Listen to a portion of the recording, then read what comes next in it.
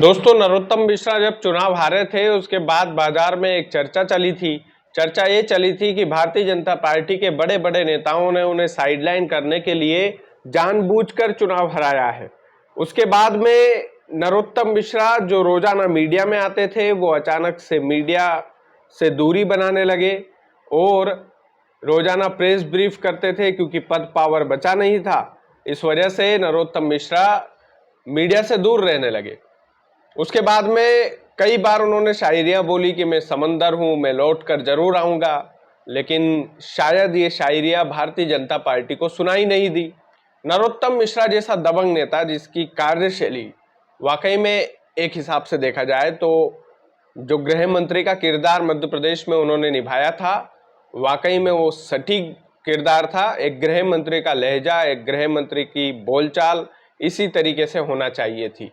लेकिन शायद चाय से ज्यादा केटली गर्म थी। उनके जो आसपास रहने वाले लोग थे वो ज्यादा दबंगता पर उतर आए। शायद भारतीय जनता पार्टी के नेताओं को उनका वो किरदार पसंद नहीं आया। शायद नरोत्तम मिश्रा को साइडलाइन करने की पूरी तैयारी की गई। लेकिन फिर से नरोत्तम मिश्रा चर्चा में आए थे कि उन्हें प्रदेश अध्यक्ष तो बना ही देगी पार्टी। नरोत्तम मिश्रा का नाम जोरों शोरों से लिया जा रहा था। ऐसा नहीं है कि जो अभी निर्विरोध हेमंत खंडेलवाल प्रदेश अध्यक्ष बनने वाले हैं उनमें कोई कमी है, लेकिन बात नरोत्तम मिश्रा की इसलिए क्योंकि नरोत्तम मिश्रा जैसे नेता जो रोजाना मीडिया में आते थे, मैंने बोला क्या उनका करियर खत्म हो गया है? क्या वो राजनीति में, खास करके भारतीय जनता पार्टी में फिट नहीं बैठ पा रहे हैं?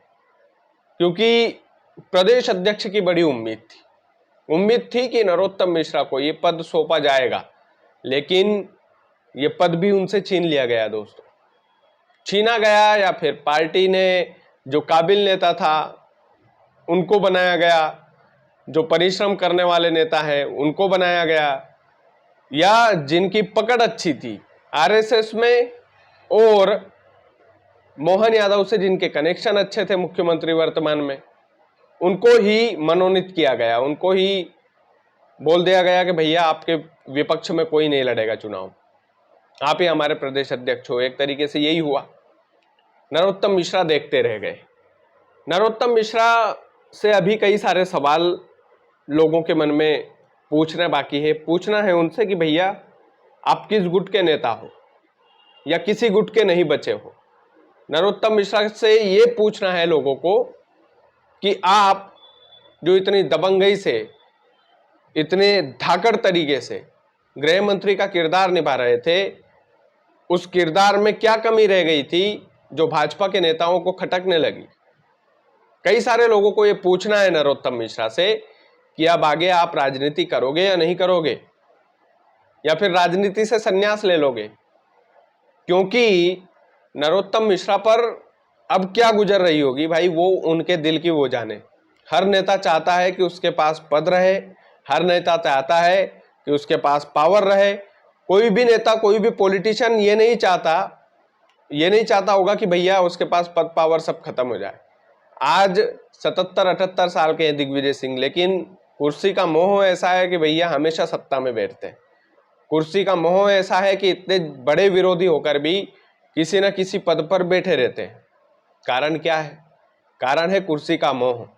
और एक राजनेता की खासियत यही होना चाहिए कि साम दाम दंड भेद करके वो अपनी कुर्सी पर काबिज रह सके, अपनी कुर्सी पर बना रहे। लेकिन क्या नरोत्तम मिश्रा ये नहीं चाहते?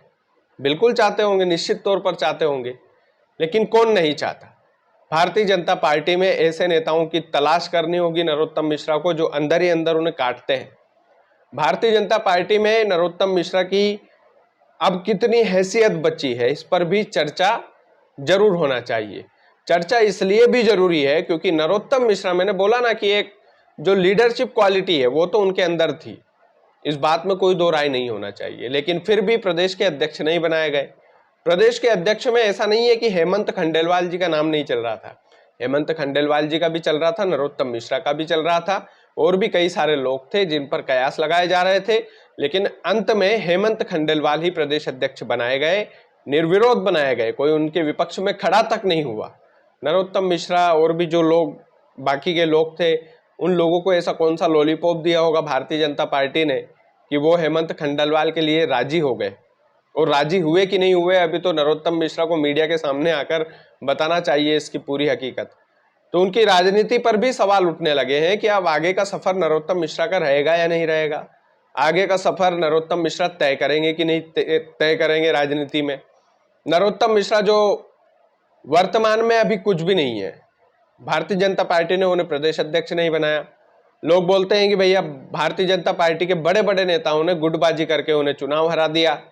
यही कारण कि गृह विभाग भी अब मुख्यमंत्री डॉक्टर मोहन यादव संभाल रहे हैं। और मुख्यमंत्री डॉक्टर मोहन यादव संभाल रहे हैं, इसका मतलब ये नहीं है कि भारतीय जनता पार्टी में कोई गृह विभाग को संभालने वाला नेता नहीं है। कैलाश विजयवर्गीय, गोपाल भार्गव है, और भी कई सारे नेता है, प्रहलाद पटेल है, और भी कई सारे नेताओं को वो पद दिया जा सकता था, लेकिन वो पद दिया नहीं गया। क्यों नहीं दिया गया होगा? क्योंकि नरोत्तम मिश्रा को कहीं बुरा ना लग जाए, क्योंकि नरोत्तम मिश्रा बुरी तरीके से चुनाव हारे। और चुनाव हारने के बाद मैंने जैसा बोला शुरुआत में कि वो बार बार एक ही बात दोहरा रहे थे, यही कि मैं समंदर हूं, लौट कर जरूर आऊंगा। लेकिन वही बात है कि नरोत्तम मिश्रा की इस खामोश आवाज को सुना क्यों नहीं गया? क्या कमी रह गई? नरोत्तम मिश्रा को अपने अंदर झांकना होगा, देखना होगा आसपास कि कहीं मेरी पार्टी मेरे लायक है कि नहीं है, कहीं मेरी पार्टी को मुझसे दूरी बनाने की जरूरत तो नहीं पड़ी, कहीं मेरी पार्टी ने मेरा करियर तो खत्म नहीं कर दिया, कहीं ऐसा तो नहीं है कि भारतीय जनता पार्टी के बड़े बड़े नेताओं ने ही नरोत्तम मिश्रा का नाम रखने से मना कर दिया हो। ये तमाम सारी बातें होना चाहिए, ये बातें सहज तरीके से होना चाहिए। ये सवाल नरोत्तम मिश्रा के मन में होना चाहिए, क्योंकि अब तो भैया राजनीति के ऊपर आन पड़ी है। अब तो ये आन पड़ी है कि आप राजनीति से संन्यास क्यों नहीं ले लेते, अगर इतना ही बुरे हैं आप अपनी पार्टी के लिए तो। क्योंकि जो आदमी लीडरशिप क्वालिटी को अच्छे से मेंटेन करके रखता है, उस आदमी को यदि भारतीय जनता पार्टी मौका नहीं दे रही तो उसका कारण क्या हो सकता है?